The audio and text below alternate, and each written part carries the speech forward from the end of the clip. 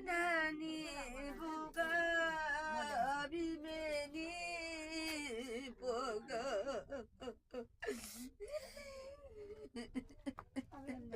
हाती निमागा नानु बोगा बोगा हजुर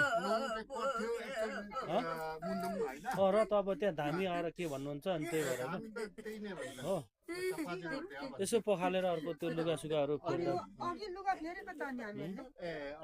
लुगा फेरेको नयाँ फेरेको यसो नआएको जस्तो यसो तितेपातीले चोख्याएको जस्तो गरेर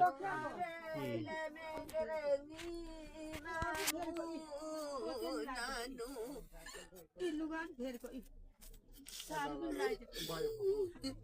ल भयो त भयो ल ठिक छ त